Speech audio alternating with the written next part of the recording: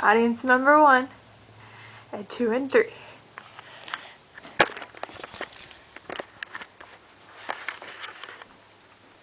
gonna have to get close for the picture. Are we recording now? Yeah. Alright, this is the persuasion speech, and I'm Skylar Bear. Alright, imagine for a moment being scared to leave your house in the middle of the day. I want to share with you a picture. This is a picture of a bunch of body bags, actually in Syria. We don't have to deal with seeing things like this every day in America, but over there, leaving the house could result in them becoming one of these nameless body bags that the city has laid out in order to identify. I want to share with you 3 definitions. The first one is war, a conflict carried by force of arms between nations or between parties, or a state or period of armed hostility or active military operations.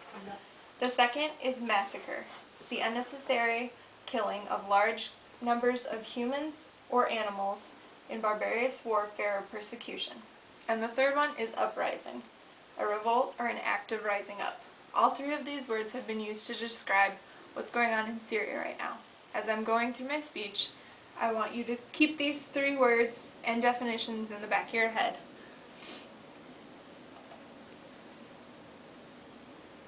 The uprising or war, I will use these terms interchangeably throughout, in Syria has been going on since March of 2011. There's been thousands of people killed, and most of them are nameless bodies that have been yet to be identified.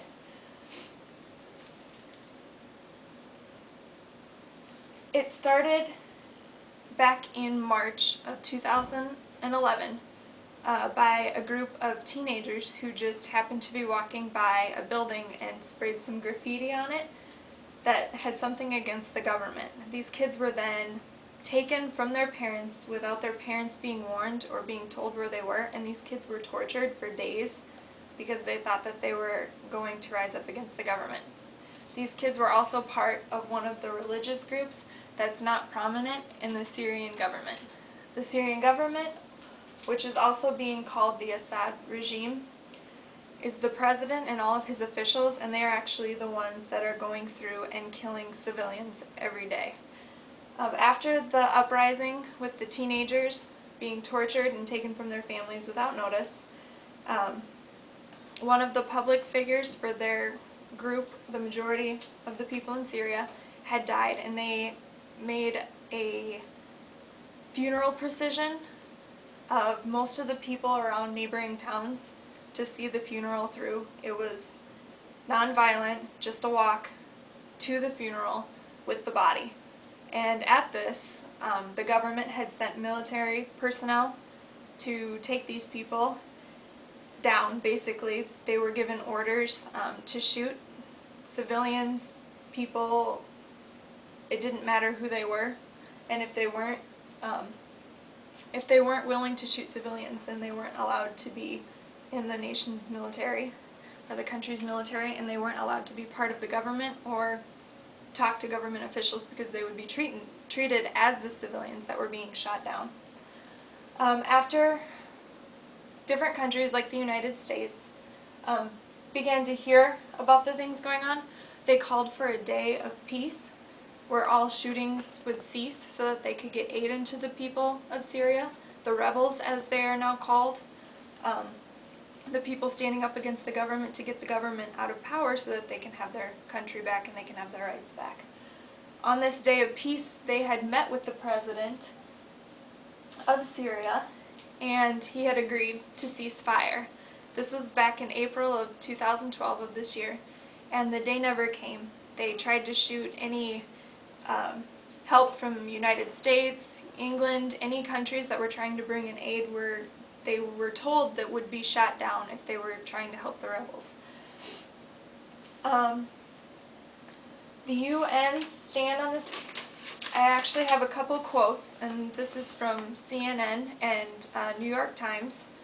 The first one, it says the Assad authorities are not only unleashing heavy weapons and gunship against their own people. 2 days ago, they went a step further and they threatened international community with the use of chemical and biological weapons of mass destruction on their own countrymen. And then the UN Secretary quoted, "The United Nations is doing all we can, but action, meaningful action, is taking concerned efforts in the international community. Without unity, there will be more bloodshed." And then the former British Prime Minister also had something to say on this. He said, the international community must make it clear to al-Assad that it's a matter of when, not if he must go. So he knows, the president knows that everybody is against him, but he's still refusing to cease fire on his people and his countrymen.